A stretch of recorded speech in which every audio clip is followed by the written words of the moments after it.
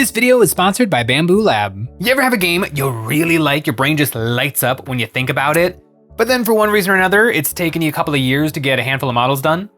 Well, for me, that game is Infinity. I really like Infinity. The models are gorgeous, and over the last couple of years, I've gotten some done. This is my JSA force, the Japanese Successionist Army. I got my Daikai, my Oyori Kitabutai, complete with crazy koalas, and my Karakuri Special Project robots might have been my very first Infinity purchase. I really like this army, but wanting a more well-rounded Infinity education, I actually decided to put this on the back burner and start somewhere else. I decided to collect a Pan-Oceania force, the Ultramarines of Infinity. They're even blue. These guys I've made serious progress on. I got 4 guys done, 2 guys close to being done, as you can see, a bunch of guys that are not done. But this is progress. I can see the finish line from here, and that means I'm well on my way to actually get to play with some of these beautiful miniatures. Now that I'm within spitting distance of actually getting to play Infinity, this is gonna be the year. I love the miniatures, I love the world, I'm a big fan of XCOM 2, and another thing that has lit a fire under me to get a move on is I now have some terrain.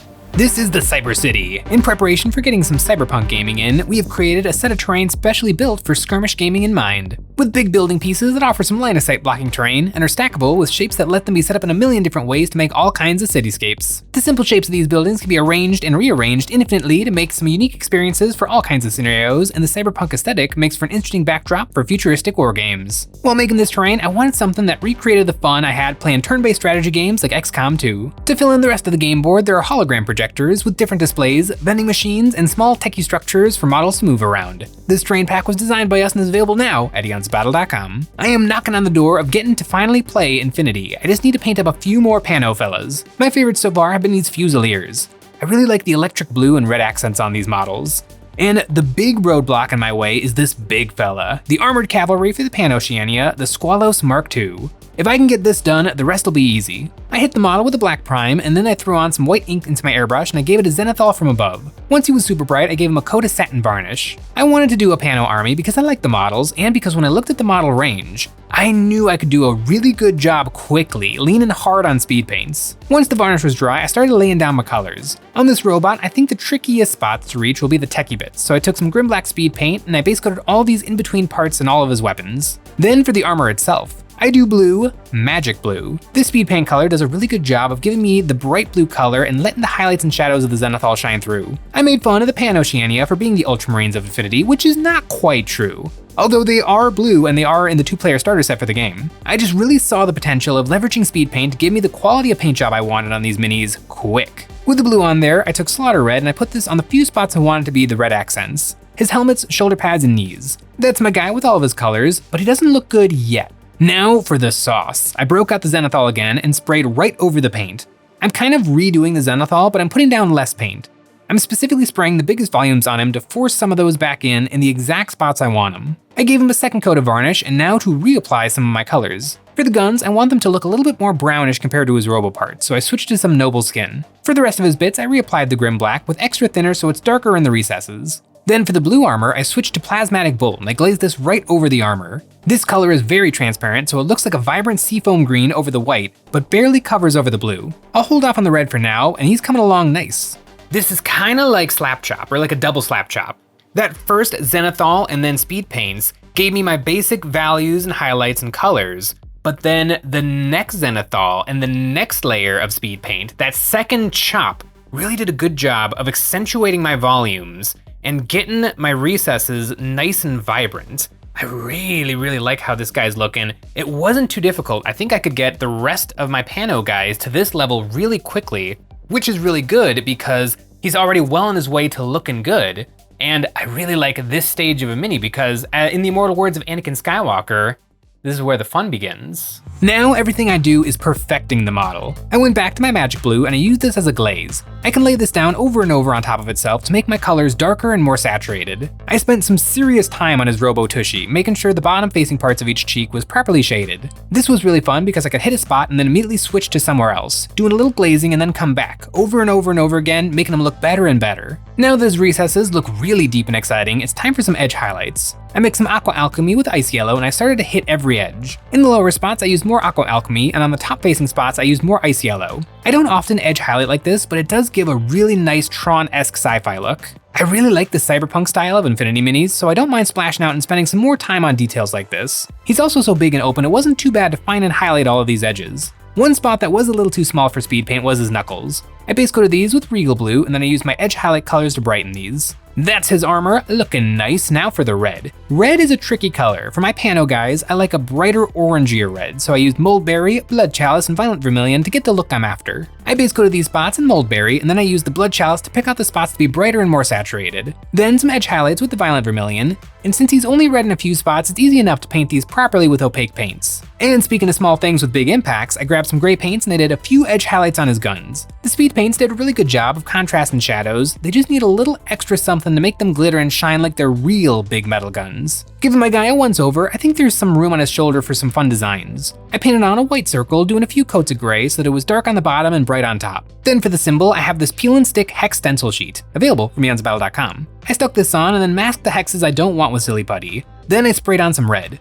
Once the paint was dry, I demasked and I stuck the stencil sheet back down to the reusable paper. Then I perfected the stencil with a little bit more cleanup, and then I edge highlighted my hexes with Violent Vermilion. I really like how this turned out. It looks as good as the rest of them. And speaking of the rest of them, he's done. Time to tackle that base. Part of my super colorful Pan-Oceania scheme is the crazy purple alien bases. I used some Diabolic Plum to base coat the ground, and then I took some purple swarm into my airbrush, and I sprayed this on the underside of the base and onto his legs, to make his armor look like it's shiny and reflecting the ground. I took some Pixie Pink and dry brushed the earth to make it look more vibrant and textured, and after that I washed the base with some Drukhari Violet to bring all of the textures of the sand and the cork. Once that was dry, I did a little bit more dry brushing, and then my ground was perfected. Time for some accents. I really like these laser plants from Gramer's Grass, and I actually picked purple for my basing knowing that I had these. By the way, also available from EonsOfBattle.com.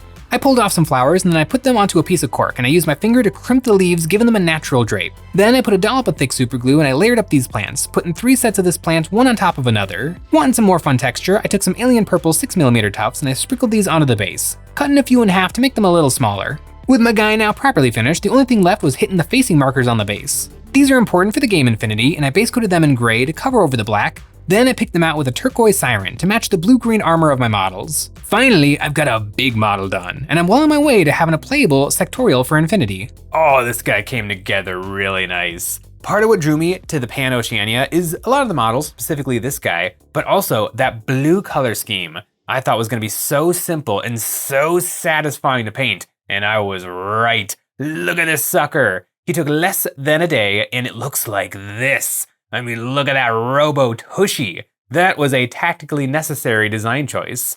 And speaking of design choices, if you look at this guy, you'll notice that there's no possible way the pilot is in there. And that is because he is not in there. The Squalos Mark II armored cavalry units are remotely operated. I love a big dumb guy in a big dumb suit, but there is something for a universe that is a little bit more reasonable. It has been a hot minute since I finished an Infinity model, but now that I got this guy under my belt, I am feeling real jazzed about getting some paint on some more bare metal minis. But now it is time to actually put together the world that my Infinity models are going to be fighting over. I have a bunch of this terrain all printed and ready to go, and I'm continuously blown away by how far FDM printing has come. This set was printed on the Bambu Labs A1 printer. Bambu Lab printers are great and have features to make the printing even easier, like the automatic material system that holds and loads 4 spools of filament. This allows for making multicolored prints seamlessly, or if you want to print different batches of parts in different colors, the AMS removes the hassle of switching filaments. The Bambu Lab filament has an RFID that syncs with the printer and automatically prints the filaments with the recommended settings. We print a lot of terrain, and with the Bambu Lab A1 combo, there's no worrying about running out of filament. If you place 2 of the same rolls, the AMS will use up all of one spool, then automatically switch to the other when the first one runs empty. No waste, just printing. And for even a small skirmish game, I got carried away printing up a lot of pieces. And speaking of doing a lot of printing, Bambu Studio makes it incredibly easy to print. When printing a lot of parts, you can set up multiple build plates. It helps organize what needs to be printed in one project, so I don't have to overload the build plates. Then it's easy to select a build plate and print, making it even easier if you have multiple printers. If you're interested in trying the Bambu Lab A1, the link is in the description to check it out for yourself. To turn these parts into a futuristic world, I took them outside and sprayed them with some satin blue and some satin black paint. I picked satin because that's what I could find in my garage, but actually, that satin finish gives me a perfect idea. Metallic paints look their best over a glossy dark surface.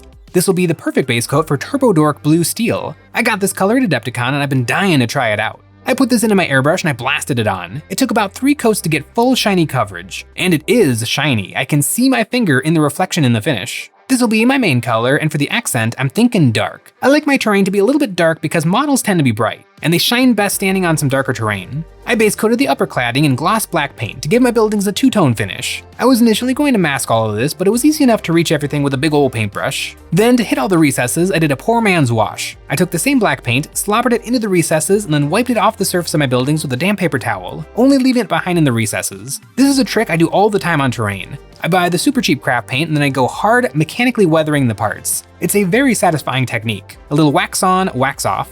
For the texture on the rooftops and the bridges, I dripped some Beowulf blue into the grit and then I spread it around with an old ratty paintbrush. Now my buildings are dark, it's time for a little pop of bright. On all these windows, I want them glowing. I primed all these with a light gray to cover all the dark layers of paint. Then I airbrushed on some white ink to brighten them up a little bit more and to do a subtle glow from the white overspray hitting on the surrounding building. Then I took maize yellow speed paint and I sprayed this over the windows. This contrasts really well next to the blue walls. To make the windows look more interesting, I used some nuclear sunrise and I sprayed this on the bottom of each window for some nice warm shadows. Then I sprayed just a little bit more white ink along the top of each window. I think this blobby abstract painting contrasts really nicely next to the harsh angular details on the rest of these buildings. I hit on all the texture with some silver dry brushing and then my buildings are done. This is some spicy terrain. Oh, it's totally giving me XCOM 2 flashbacks. Whenever you start a match and the terrain has been like procedurally generated and you're just looking around for the safe high ground. This is nice. This is about 3 square feet of terrain and I kind of want some more. The stackability, I want to build some absolute skyscrapers. Oh, yeah. This is going to be really fun to play on. Some cyberpunk models on some cyberpunk terrain.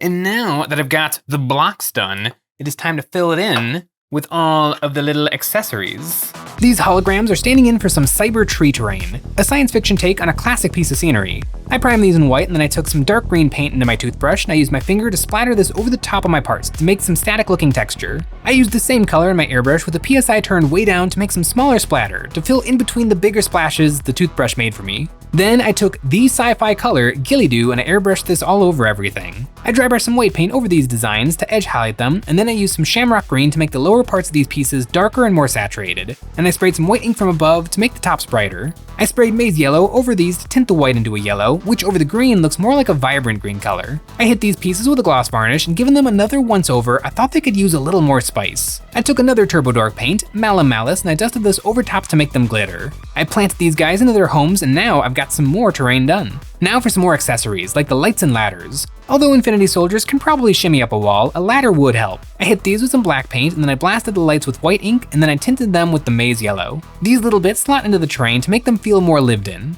Now for some signs. I gave these a white prime and then got to work filling them up with some text. For this big set of squares, I'm thinking sci-fi letters that spell food are us. In the far future, Toys R Us pivoted to selling groceries. I freehanded the letters, getting them perfect. But once I was all done, I noticed I painted the letters upside down. I snapped off the little hook, which took a surprising amount of force to break, and then glued this on upside down, so I don't have to redo my letters. Now it's painted and correct. For this little sign, I painted on Aleph, the name of the AI that runs the world of infinity. And for this other sign, I painted a fancy N and the number 5. This is a reference to the 5th edition of the game Infinity, the current rule set. I painted the hooks of these signs in black and then the spacers in between the letters with gunmetal.